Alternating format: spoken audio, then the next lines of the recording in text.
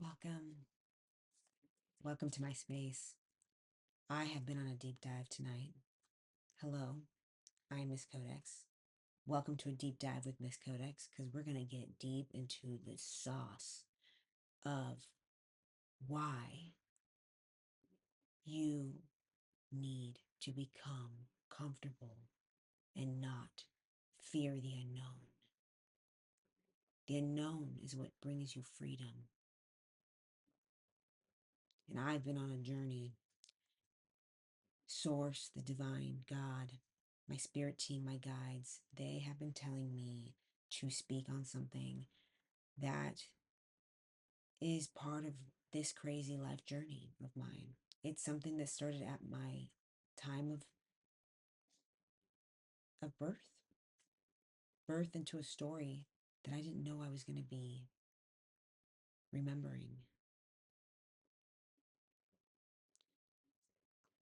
I knew that this was a story because I spent hours flipping cards, even though I knew intuitively that they wanted me to communicate part of myself so that you can see part of you. There is a lot of people that want freedom. They want to choose their story. And when I was a child, I was put into a situation. I chose to be in the situation, premeditated, pre-life incarnation, so that I could grow into a powerhouse of information and change the world. I grew up extremely sheltered, extremely, extremely sheltered. When I say sheltered, restricted. I was restricted. I was a bird trapped in a cage, trapped by belief systems that I did not choose. It was implanted into my brain. My first memory of religion was sitting in a bathtub with my brother and my mom putting water over our heads and baptizing us in the name of Jesus. Because without that, we were not saved. We were not saved yet. The implant of illusions then began. We are a projection of our own parents' fate. The information, the fears, the experiences, whatever they went through, we then adapt. We then have without even getting to choose. We did not get to choose the game. And in not being able to choose for ourselves, we didn't have a correct viewpoint of the stage that we were meant to walk upon. The stage was already created for us. The ideas, the walls, the ceiling, how far we could rise, what we could and could not do, what was respectable, what was acceptable, what was okay and what was not okay, what were our morals, what morals even were, what right and wrong, good and evil, hell and heaven. And we just had to accept it. And if we didn't accept it and we looked confused, they would just drill it into us. And I want you all to know that when I tell this story, it comes from a place of forgiveness. I'm not angry. I'm not angry at this situation. I'm not angry because I chose this situation. This is a very, very unique time in this game's history because in this present time, We are going to flip the script. We are taking the chains off. We are unaliving and being made alive. Spirit's telling me now to talk about. I was creating an image tonight using AI before I came on here. And in this image, I had this quote come to me. You made this come alive. And I imagined this big map on the table. I told AI, please create a map on a desk of Fairyland by Bernard Slay and have it come alive from 2D to 3D to 5D and have those words float above it. I didn't know why exactly I wanted to say those exact words, but I envisioned us as a unity, unified consciousness, a soul expression of this map representing us believing in more, believing that fairy tales, believing that this world can be made into whatever form we want. So if I'm looking at a map of fairyland, it is now going to come alive because it is real. I made this real. I made this come to life through my new beliefs, my new creations, my new truths, not what was implanted in me. I tore that belief into many, many shreds, and I took the shreds that had any clarity within them and I made it make sense. I actually studied, I read the books. I read the books. I found documents. I dug deep. I even found and purchased a Bible from the 17th century. And it was a life changer. I already knew there was more to the story. But when I took this book and I opened it and I saw how different it was, I knew I was on the right path. I knew that there was more to Jesus, to his story, that would link me to my story, my truth, the love that exists, that we are made to feel, made to experience. This time in the game, we are coming alive. We are flipping it in our positive direction of growth. We are not going to be imprisoned in old concepts of the mind, of fears that hold us down because we're too scared to look at them head on. But that is okay because, I told you I forgave because I chose it.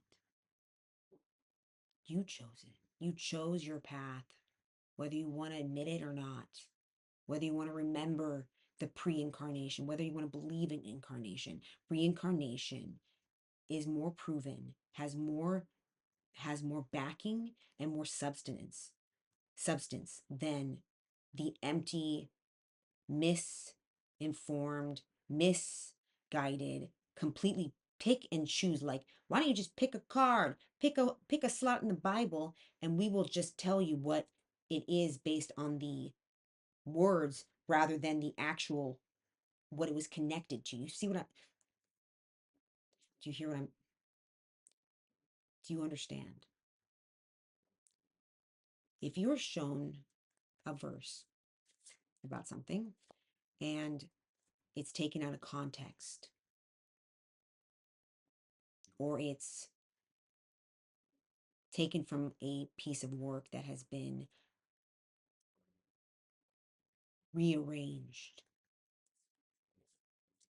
that changes the entire story, doesn't it? Because it only makes the people who did it satisfied. And it gives the people who believe in it now those those realigned passages, it gives them satisfaction because they don't have to question anything. Oh, Spirit. Oh, guides. They do not have to question anything. They don't have to change anything. They don't have to worry. They don't have to express. They just get to what is the word, Spirit? When you, it's like I'm visioning right now the people with like, okay, security officer. You know, people who are police officers or security officers, but you know, like Paul Blah, Paul Mar, the mall cop movie, Paul Blart. They just want to enforce it. It feels good to enforce their own lack feelings. Makes them feel worthy. It makes them feel connected. It gives them meaning in an otherwise meaningless, sad, fearful state and of unacceptance for themselves, of them not questioning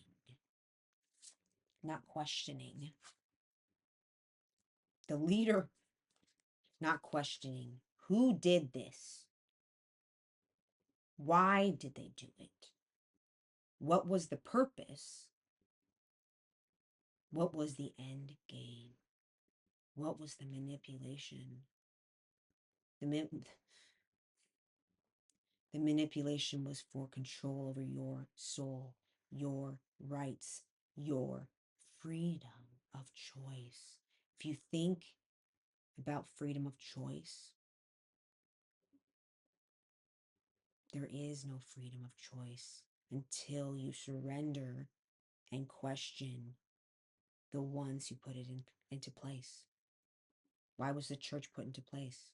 Well, to enforce a world that did not, I'm hearing, to enforce people in the world,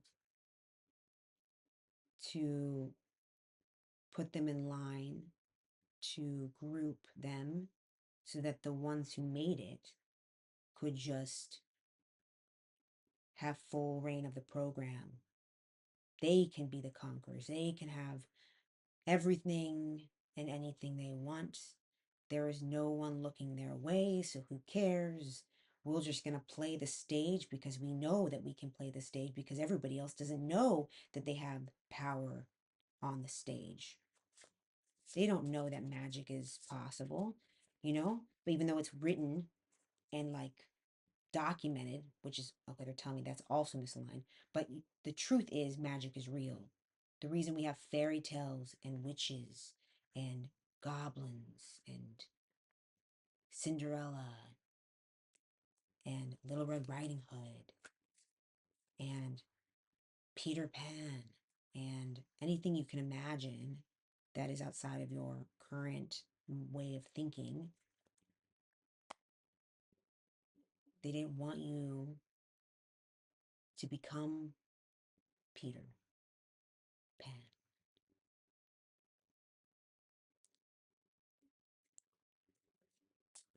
You made this come alive. The fairy tales made real. The writer of your own story, the pen in your hand. What would happen? Well, they wouldn't be able to play anymore. They wouldn't be able to drain us and take things from us to serve their achievements, their lives, their communities, which is a very small communities, their charities. You need to question what charities actually are. Charities are very, very, very deceptive. I hate to say it, folks. Charities are a cover, right, Spirit? Tell me, charities are a cover, right? It's a misfortune relationship. Ah, so when you have a charity for people in pain, I don't know what I'm talking like. Sorry, guys. I'm just like, dun dun dun dun dun dun dun dun. The pain that they've caused, the pain that they've caused, and your freedom keeps you in the pain and looking away from your freedom and your options. And this mental idea of we're helping the weak, we're helping the meek, right? Instills misfortune and the need to give, give more of what you think you don't have already. Because I know the church is always trying to take the money from people and utilize it for their own gains. So they're part of that group over here. They're over here like the Kenneth Copelands of the world, the Benny Hinns of the world, the, what is it, CBN of the world, all the ones that are like, we are going to put on the stage show because, you know, we want to make sure you believe. Believe that you have a chance, an opportunity to get the wealth just like us. They want to put your focus on to distractions because then you're farther away from actually choosing an option that will actually benefit you and grow you into the player that you want to be in this game. But they don't even tell you that you're a player. They make you think that you have to do X, Y, Z, D, E, F, G, H, I, J, K, blah. Okay? But the magic is already within you when you realize you're a player. They don't want you to plan or think. They don't want you to think at all. That is what happened to me. I was trying to escape that. I, as a child,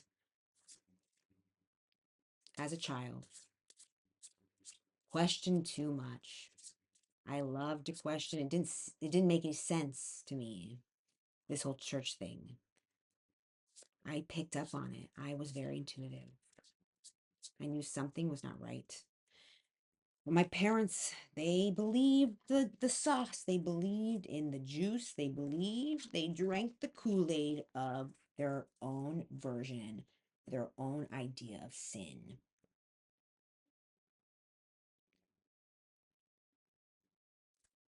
Their own idea of sin. They drank it. They didn't want to, they wanted to just, they wanted to be an NPC. That's what I heard. They just want to be a non-playing character and they chose that. And that's okay. It's okay now. They didn't want to awaken and that's their choice. Okay. Wow, that was deep. So when I said you made this come alive, right? Earlier. Well, my AI, it added a word when it I did like I had this intuition to hit like four times, four times. So like four is all about like stability, right? And and the beginning, right? And when I hit it that fourth time to see this picture that I wanted to post online, I wanted to create this image. I felt this drive to do this. And what popped up, what I read, I had to double take and then I had to reread it a couple times because I swore I had now seen something that was truly magic. Information, communication from the divine through a use of me listen. I listened. And those instincts that I follow, that is a knowing that comes from here. It's the intuitive guidance. So what I read was, you made this cane come alive. You made this cane come alive. You made this. You made this change cane. So now, come alive. The lack of resources. So who is Cain? Who is Cain in the Bible? Let's get into the Bible, shall we? Cain and Abel were the sons of Adam and Eve. Adam and Eve drank the Kool-Aid in their own way. They ate the apple of good and evil. They ate the apple that would make them see themselves more,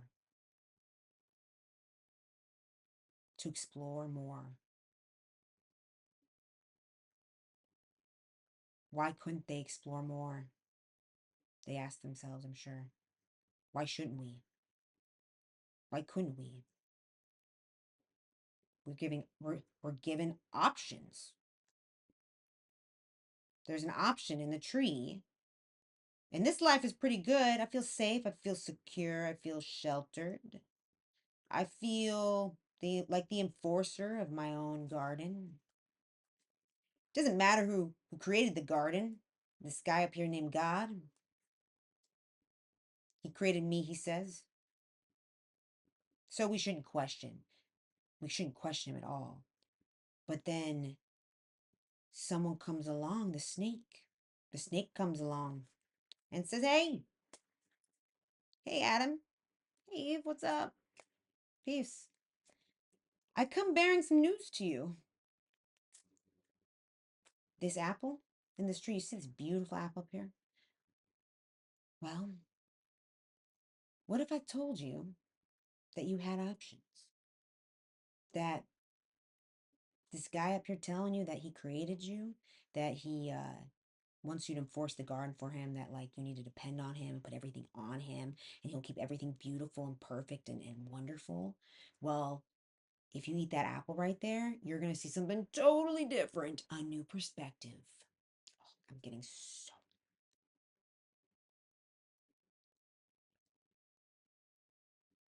What if I told you that I am that snake? I'm the snake offering you options. Do you want to know what good and evil actually is? Do you want to know? Do you want to know things? Do you want to become more than just two people hanging out in a garden, chilling? Do you want to explore this universe? Do you want to maybe question where you came from? Isn't that exciting? I think your guys are just like Adam, Eve, you're just too restricted, man. I'm going to give you some excitement. I'm going to make you feel joy, happiness, oneness. I want you to feel alive. Make me come alive. So that takes us back to Cain. Adam and Eve had kids then because they could. They had eaten the apple and they now were aware of their bodies. They were now aware of their sexuality. They were now aware that that was hot and also shameful somehow. I feel shame now. But I have options. And I'm going to create with you. I'm going to give you options to create. Ooh, saucy. Saucy creator mode turned on. Wow. Wow. Wow. Wow. Wow. Turned the F online. Thank you. Thank you for helping me come alive. So now they could have kids, Cain and Abel. So then the story continues. Cain and Abel are given two different jobs. And there's many reasons throughout different religions on why they were given separate jobs and not a job together. It was because some believe that it would create a a feud, which is funny because a feud ended up happening, right? But Cain brings these blessings, these offerings to what he believes is God, because God is feared still, apparently. And Cain and Abel both bring their offerings because God is asking for offerings. He's asking for um, those offerings, like the church offerings, right? They're somehow still ingrained into this idea that they have to give to this God that like created them. So what now I'm thinking to myself, Spirit, what is going on with like, hold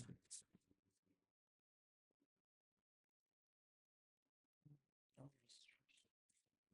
Oh, God came. Oh, I hear it, Spirit. God came and said, hey, I see you're not restricted now. I see that you're looking around. This is probably what he was thinking. He's like, oh crap, I gotta do something. Because if I don't, they're gonna go cray cray. I'll have no control over my children. Oh, he does say that. He does say that in the Bible, I think. Yes. I don't have control over my children anymore. So I'm gonna demand respect. I'm going to demand they give me money. Give me money. Give me money. Give me money. And bring me those that meat that Abel's doing, and give me, Cain, your fruit of the land, or your crops. And I need to protect them because now they're in trouble. Because if I don't protect them um from themselves,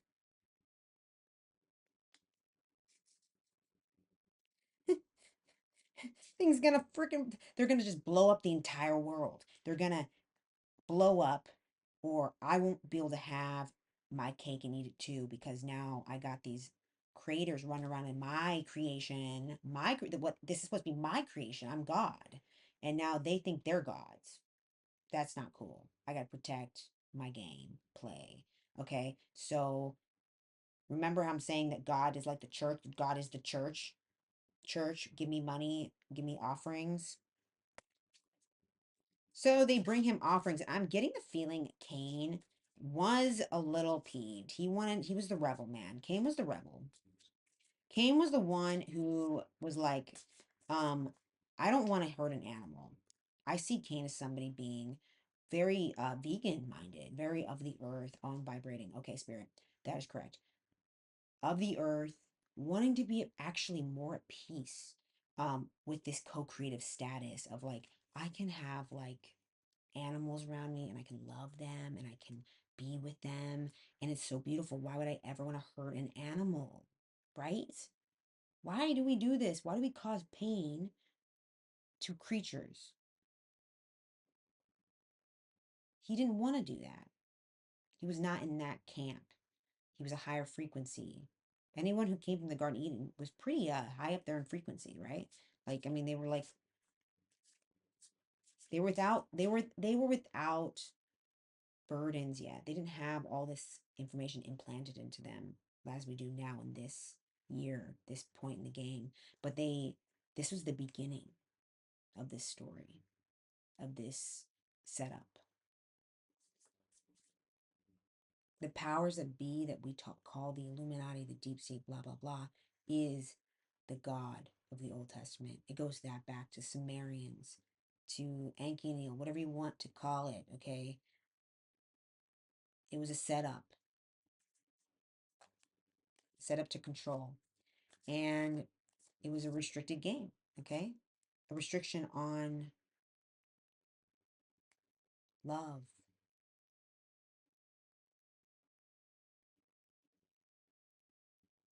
This God didn't want them to love, even though he said that. And Cain brought instead to this God almost as like a, okay, well, I'm just going to give you what I think is right, which is, he had an opinion. He had an opinion. Brings him fruits and crops. Brings them fruits and crops. While Abel brings God the slaughtered sheep or calf, something he was, he raised because he he was more in the camp of, I'm gonna follow mom and dad, or you know, he listened more to that deception. That's sort of the feeling I'm getting. It was like two sides of a coin, right? Two people, they had the choice. They had the choice. They had the choice.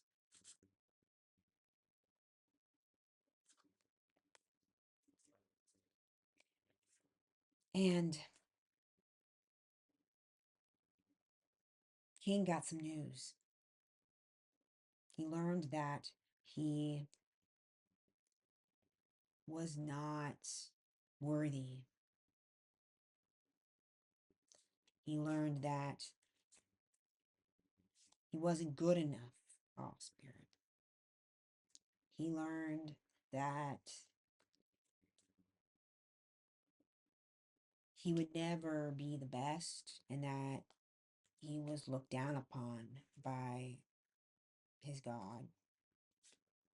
That God didn't think very good of him. And, I want you to put yourself in Cain's shoes, because Cain looked at God as he did his parents. He saw God in a light that was hopeful. He was raised in the garden with Adam and Eve, even though they were like outside the garden, but that's his legacy, right? It was very close to home. Like for us, we think of the Garden of Eden and it's like centuries ago. But for him, it was like he made a house down the street from the garden, okay? And that's where, but they weren't allowed back into the garden. His parents weren't, but they made a garden outside of the garden. Like imagine a suburb, right? You're like in a city and they just like went down a few like 10 miles and then they set up camp. That's what I'm getting, right? I need to reassess this 1 second.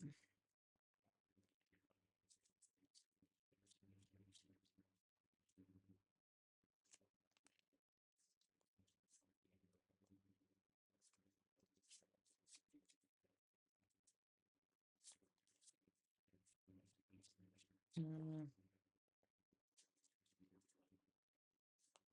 Ah, Cain was upset and he was belittled. His brother got all the favor, and his life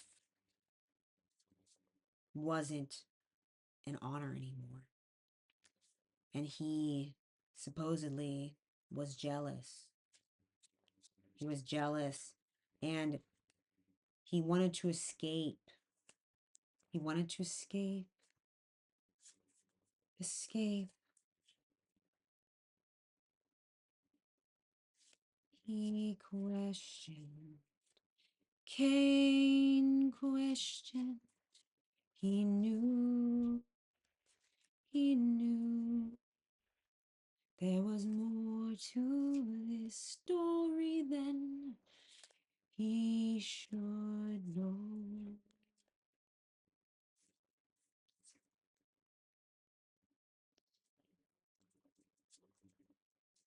Take this information and realize that Cain, in that moment, killed his brother. And death had never happened before, supposedly. And especially murder.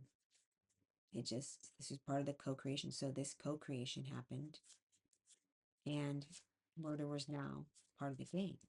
This was possible. And the blood of his brother's blood was in the ground, and some stories say that he drank the blood of Jesus.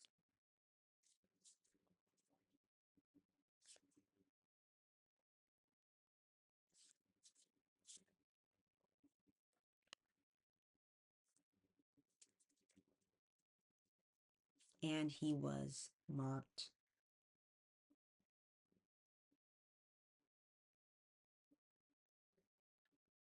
Hmm.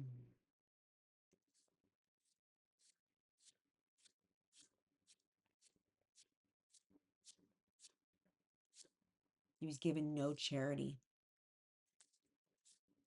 other than he could never be killed and he would always be protected. Walk the earth with a ton of space. Space to probably think about everything,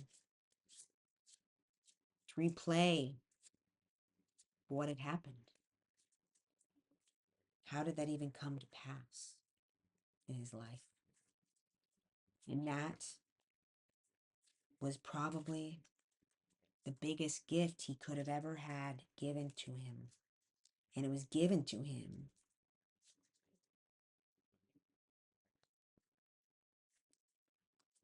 it was a hidden gift given to him by the God that was now his enemy. He wanted to learn the truth. He wanted to come alive again. He wanted to come back online. He wanted to have freedom. He wanted to be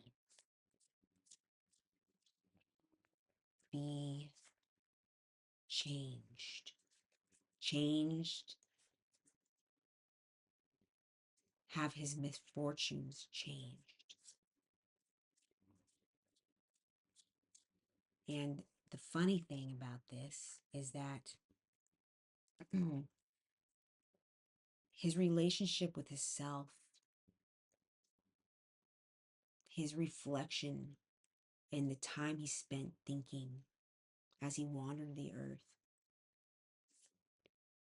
was what brought him back to himself, the truth, the unified truth of him, self-actualized, self-actualization. He was aligned. He was aligned and he could not be changed.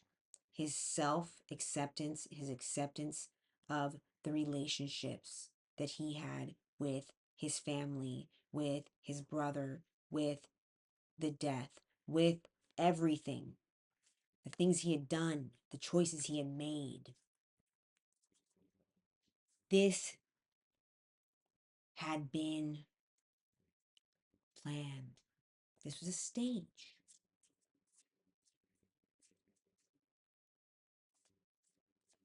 It had been co-created.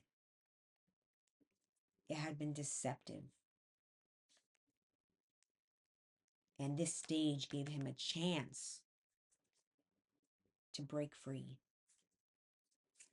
He was breaking free and he got to separate himself from the emotions, the pressure, and he got to reflect just what the church is afraid of, just what the powers that be don't want you to know. They don't want you to reflect. They don't want you to even be able to think, so they work you to death. They want you to work and slave away in this self-made prison, because without the prison, you would reflect.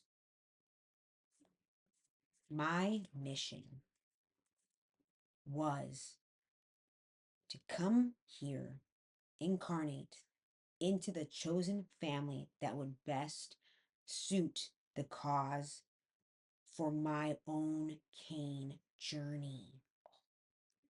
Vibration. I chose the Cain walk. I chose to go against it all. And the family that I was incarnated into pushed me. It pushed me to a depth of, information, and it would redirect me towards the options that I intuitively questioned. And that is how I woke up. It was a slow progress, okay? This mission of mine it will not, it will not relate with every single soul that sees this video, because some didn't choose a journey of religion in a church, but you all are restricted and controlled in other ways if it's not the church or religion. It's your, it's your what spirit? It's your ability to, sorry, not ability. If you can't look back and reflect or have hindsight on something, you still are, you have to work and make you want to have something like dreams, fame, status. They want you to have those distractions so that you don't actually take the walk that Cain did. And Spirit's telling me that I need to focus because on the murder aspect, because how do we know that Spirit, you make me laugh. How do we know that Abel actually died? How do we know it wasn't a setup? How do we not know that Abel wasn't the one who deceived Cain? What if he played? What if he pretended to be dead? And what if they all gaslit Cain? Oh, that is a crazy vision. They turned against Cain because he was the black sheep. He had already started to want to really co-create and take his like energy out of this garden, outside of a garden, you know what I mean? He wanted to like see what was out there, and the powers that be said, "Hey, you guys believe in me, right? So your son over there is not okay. He's getting dangerous now. He's not believing in me as a savior, that I'm the creator and like I'm the only creator. All right. So we got to do something. So I'm getting the feeling that Adam and Eve, um, they broke free, but that because of the shame and the guilt that they had, they didn't actually get to co-create, create. They didn't become a god when they ate the apple. They just started the ability and the option to do that, right? They just had the children, they had sex. You know, are you allowed to say that online? On YouTube, I mean. I don't know why I just censored my own self. Super funny. Oh, God. So, what is the truth? What is the truth of the story? What has been rewritten, realigned, so that we do not know what the truth is, right? So now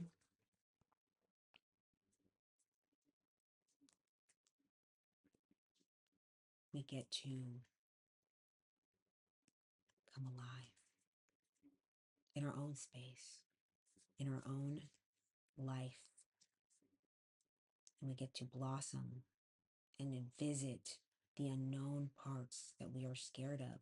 Because in the unknown, in the space outside of what you are already in, entrapped in, like the 9 to 5 job, the get money or be poor, the illusions of power and control.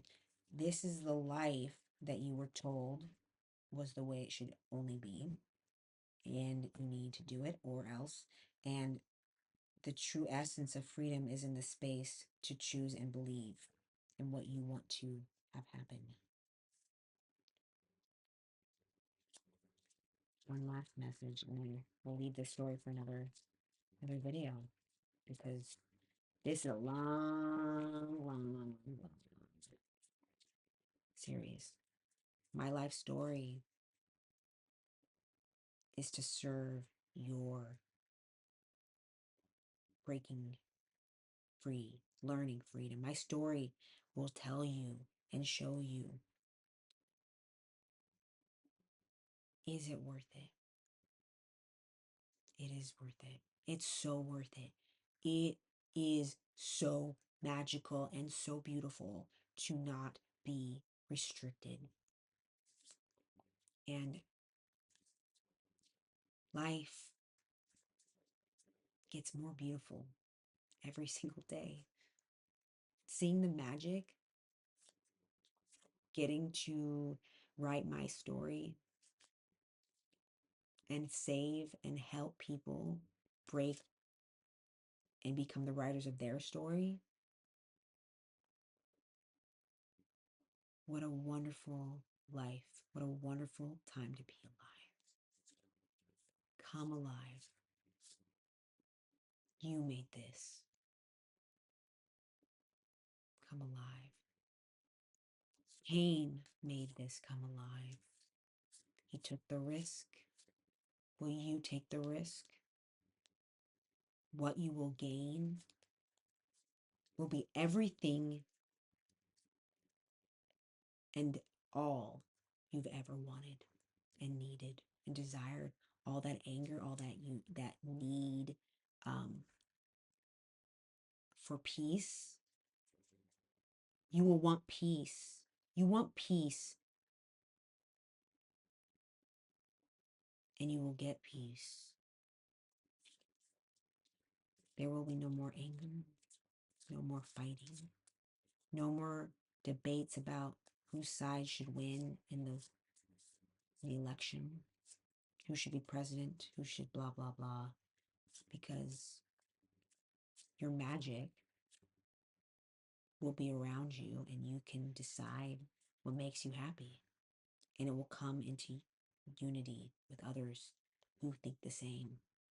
There'll be no pressure to fit in, to wear a mask, to live a life of lies. There'll be no more trials, no fire, no making other people uncomfortable in conversation. It will just be like, yo, man, this is great. This is amazing. I love being free. I love freedom. Freedom! Love it. All right. Till next time, gang, this is the last card that flew down here. These are my key cards, by the way. They kind of just aid my spirit team as we're talking, as I'm telling you the story, but you are now online.